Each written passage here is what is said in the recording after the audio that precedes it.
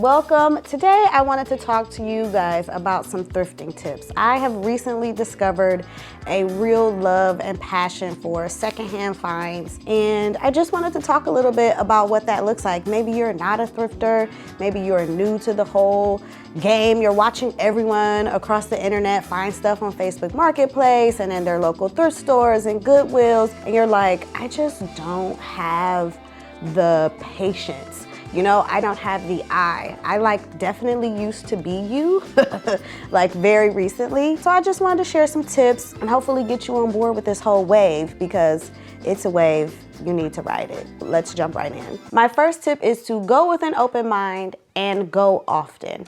Now, that's not me saying you have to live at your neighborhood Goodwill, but what I am saying is that you never know. Like, that's the thrill of thrifting and finding things at the Goodwill or finding things secondhand. You just never know what's going to be there. If you find yourself there often, you're driving by, just pop in, take a look around. It doesn't have to be long and involved, just, you know, a quick scan. And keep an open mind. And when I say keep an open mind, I mean just keep your eyes open, keep your mind open, keep your creativity open.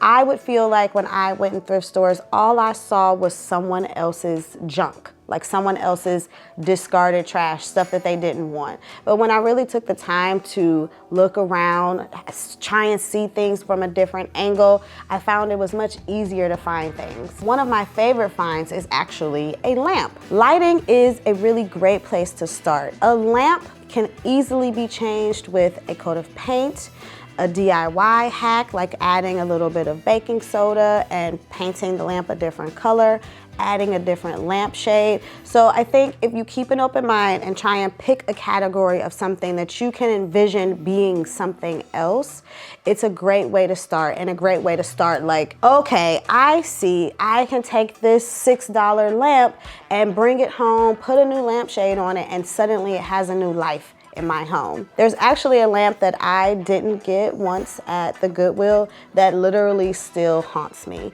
So that brings me to my second point, which is if you like it, grab it. And that does kind of come with the caveat of if it doesn't cost too much. So this is more for my Goodwill finds, my thrift store finds. If you're in a store and there's something you see and you're like, dang, that's really, you know, I might be able to put that to use. It might not fit, it might work, I don't know. If it's within a reasonable amount of money, which is gonna be different for everyone, I would say just go ahead and grab it. In the instance of the lamp that I still regret, it still haunts me, I still am looking around to see if I'm gonna see this same lamp again. It was like $6, but it's just because I was finding myself in a thrift store so often that I was like, okay, you can walk away from this one lamp, it's cool, but maybe you don't need it. Got home, kept thinking about it, went back the next day, it was gone. So if you are out and about in your local Goodwill, your local thrift store, and you see that Christmas set of ornaments, you see that perfect lamp, you see a cool and interesting picture frame, and you're like, I don't know, maybe it'll work, maybe I can paint it, just go ahead and grab it. See what happens when you get it home. You can always redonate it, you know, and then you've wasted $5, $3, whatever that amount is for you that's okay to waste, you know, then I would say go ahead and do it. That brings me to my next point, which is, after I just told you to waste a little bit of money, is to have a bit of a budget in mind. We're going often, we're keeping an open mind, we're keeping our chakras open to our next secondhand find. But buying things and picking things up that might work can get a little bit pricey if you keep making a habit of it. You do have to, for lack of a better term, waste a few dollars, right, to figure out what are those things that you actually can bring home and love, and what are those things you're gonna make a mistake on. Back to my lighting, bought a lamp, got it home. It was cool, I liked it, but then when I was back at the thrift store, I found a lamp that actually fit better. So now I've got two lamps, I don't need them. I just sent one back to the donation god. Okay, I found this lamp, thank you, you gave me a better one, I'm sending this back to you. It also helps to keep that budget in mind when you get to larger pieces of furniture. I'm sitting in one of a pair of thrifted chairs that I got, and now here's the thing about these chairs. They are fabulous, I love them. I totally bought them with the intention to reupholster them. Now, reupholstering these chairs is a much bigger project than I'm willing to take on myself as a DIY. It definitely needs to go to a professional. But what I wasn't thinking about when I got them necessarily is how much is that professional reupholstery job going to cost? Where am I going to find the fabric? Am I going to be able to source a fabric that I truly love? So that's where keeping a budget in mind and keeping a project in mind is also really helpful. Maybe you don't want to go and get that fabulous set of vintage chairs right now because, to my point, what are you gonna do? I keep seeing these fabulous curved sofas and I really want one, but where am I gonna put it? Where am I getting the fabric from? Who's reupholstering it? So I continue to walk away from those beautiful shaped curved sofas. So bearing a budget in mind is important. The idea of finding secondhand is that you can often do it at a lower budget than going and buying something brand new. Don't go crazy. Keep a budget in mind as you hit the streets. My next tip is have inspiration and keep that inspiration in mind. This, I guess, is kind of most important as you really get into the secondhand and thrifting world. If you don't know what it is you're looking for, you can find yourself with a lot of stuff. There's a very thin line between amazing finds and just hoarding someone else's junk. Bear in mind your inspiration. Keep in mind what you're looking for, right? In general, you're looking for a side table. Does that mean that it's going to look exactly the way you want it to? No, that's where keeping an open mind comes into play. However, it does mean that, okay, I'm looking for a side table. I don't really need any more lamps. But you find a great lamp, you gotta really think like, okay, do I really need this lamp? Is it gonna replace the lamp I already have? Is it something that I can give back? Or is this something I just need to leave here for someone else to find? Having inspiration just keeps you focused. Whether it be colors, shapes, an era, specific things like you're looking for a side table that needs to be a certain set of dimensions. Keeping that inspiration handy just keeps you on track. One of the thrills of secondhand finds and finding things at the thrift store is you can kind of create a much more layered story in your home. The bookshelf behind me is an excellent example of that. On this bookshelf, I have books that I've owned for years, books that Sean, when he came into the relationship, he brought with him. I've got a couple of toys for the little one, but I also have pictures in new frames, pictures in thrifted frames. I've got thrift finds. I've got new things that I've held on to. It just creates a layered look to your space. But keeping that inspiration in mind keeps it from going too far. We don't want it to look like the neighborhood's hoarder's house. We want it to look like a curated, interesting, conversational, eclectic gathering of things. Fine lines. There are fine lines all over this whole thing. Next up, I want to tell you guys to use the internet. We live in the 21st century and let's act like it. I am still a rather newbie to this whole secondhand and thrifting game, so it does take some time to educate yourself, and that is where the internet can come in really, really handy. Again, I'll use the set of chairs that I am currently sitting in. They're by a famous furniture maker where he partnered with like the original collaboration of high-end furniture designer collaborating with a much more acceptable or accessible price point furniture brand, and he created these super cool chairs. I saw them and was immediately attracted to the shape and style and look. But based on her price, she said to me, oh, well, they're really by this one guy. And I'm like, okay, well, maybe they are, maybe they aren't. I have no idea. I am new to this whole thing. So instead of purchasing them right then and there, I said, okay, I'm gonna sleep on it, I'll come back. I went home, Googled, did lots of research, went to those high-end online retailers of secondhand and vintage furniture like Cherish, First Dibs. Etsy can be a good place, eBay, and did my due diligence on what are these chairs, who is this guy, Wikipedia, like Google is our friend. And through my research, she was confirmed. What she was saying was true. The chairs were by the guy. What were other chairs from this man selling for? A lot more than what I paid for this set of chairs. So that made me be able to go back to her and say, okay, I feel good about this price. Let's do it. I've got my chairs. So using the internet is definitely going to be helpful. It's also going to be helpful just for purchasing. I know when people talk about secondhand and thrifting, we're talking about going out into the world to your neighborhood Goodwill, your neighborhood thrift store, mom and pop thrift store, antique malls, and that can be really, really fun.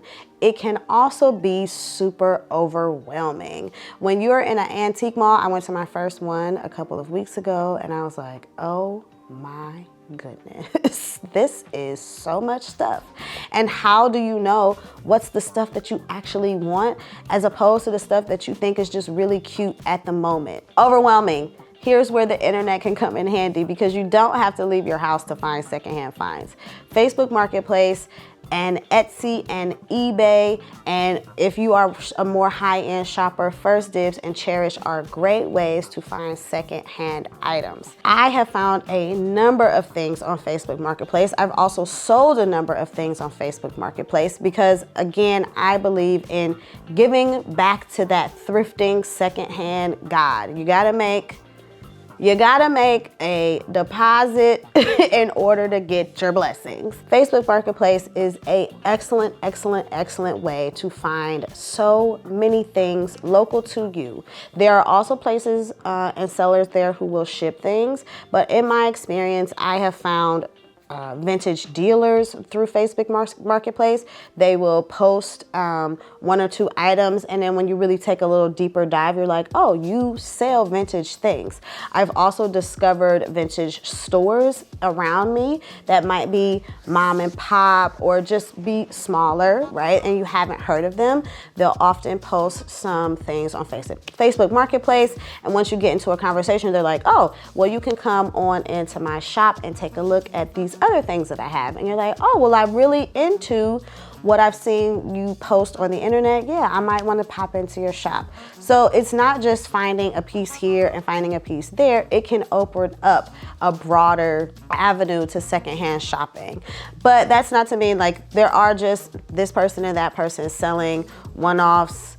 You know, they're selling their old dining room table. They're selling a set of chairs. They're selling whatever, chandelier, lighting, clocks, like the things available on Facebook Marketplace are kind of endless. I do think Facebook Marketplace has kind of taken the place of Craigslist. Craigslist, I didn't mention, but it is still very active on the internet. People still use it. Facebook Marketplace, to me, as a woman, just feels like a safer version of Craigslist because you can a person, you can see if they're a realer person than on Craigslist. There are still scams, so you do have to be aware, but the internet is a tool in our secondhand shopping adventures. So I've been talking to you while giving you my tips and sharing a few of my vintage or secondhand finds, and I wanted to run through just a couple to like really sell it to you. I want to bring it home to you that you really can find things, take on small projects, and really make your home super interesting. I'll give you a shot of the chairs that I'm sitting in. I absolutely love them. They are fantastic. As well as a recent pickup, which is a sideboard that I found from a woman who deals in mid-century modern furniture on Facebook Marketplace. I absolutely love this. It looks like brass lips to me on the drawer pulls. I haven't styled it up at all yet, but I am very, very excited to have it. The lamp that I found that replaced a previous lamp that I found, I then also made a lampshade for said lamp. There's a video where I made that lampshade. I'll link that video here and down in the description, but this was a $6 lamp at the Goodwill, and it looks so much more interesting now. There is a lamp that I have in our kitchen, like window, butler's window, pantry window, pass-through, butler's pass-through. I don't know what this space is called, but there's a lamp here that I also did a DIY to, where I used the baking soda hack, a little bit of baking soda, a little bit of paint, and a little bit of wood stain, and kind of gave this jug lamp, which had a little, you know, like decoration on the front, painted right over that, stained it up, and now it just looks way more cool and interesting. But again, this is a $3 lamp that I found at the Goodwill, bought a $10 lampshade from Target, boom, I've got a new lamp. Our dining room table and chairs were both secondhand finds. The chairs I found on Facebook Marketplace, they were about $4 a chair, and the table I found at my local Habitat for Humanity restore. It's an Our House reclaimed wood table, retails for $4,000. I got it for literally a fraction of that. The cabinet that you guys watched me paint in another video, that was another secondhand find from a local secondhand furniture seller. That, I mean, I love this cabinet. The money I paid for it, would brand new, it would cost so much more. And just adding these things to the new furniture that I have, it's just really helped to create a much more layered and storied and interesting, eclectic effect to my home, which is what personally I'm after. If furniture isn't really your thing, I have found a number of little decor pieces. I found this super cute onyx vase that I love, Goodwill find. This vintage painting that I recently found at an antique mall, 20 bucks. I had a friend come over and say, I want you to just tell people this is your great-great-grandfather. And I was like, cool, we can go with that story. But also I like the story of just, I found him at an antique mall and thought he was cool. The brass mouse that I have on the bookshelf behind me, all of these things are just adding interest and layers to my space. And I have paid way less money than I would have paid if I had tried to find these things brand new. There are also things that some of them you will find in someone else's house, sure, right? The table, like I said, it's an Our House table. Someone else has this table. In that instance, that's me getting quality and size at a price that I just otherwise would not be able to afford. But in thinking about like the lamps that I talked about and the vintage painting, those are things that I'm not likely to come across in someone else's home, or someone is gonna come into my home, see them and say, wow, I've never seen that before. We can add interest to our spaces and save some money, help the environment, because we're not buying more fast fashion that we'll get tired of, throw away, put in a landfill. So it's also helpful for the earth. You're saving things from a landfill. In the case of the chairs that I'm sitting in, they're from the 1960s. It is 2023, child. And I'm sitting in this chair as if it was brand new. So we can just do quality as well. Vintage and antique furniture is just made to last because it's made by hand. So I hope that some of the tips that from this newbie to another were really helpful to you. If you are a lover of secondhand shopping or vintage shopping and you have more tips, things I didn't cover, please leave them down in the comment section. Educate us. Let's talk about it. Let's all be helpful to one another. Also, share with me some of your favorite and best secondhand finds, because that's another thing.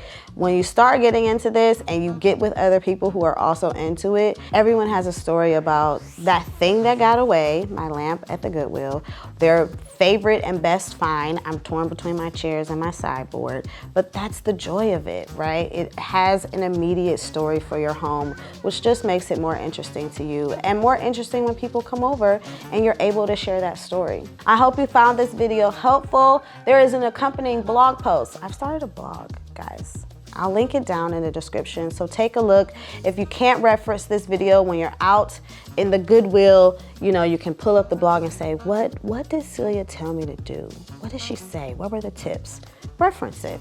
And thank you so much for watching, and I'll see you in the next one. Bye.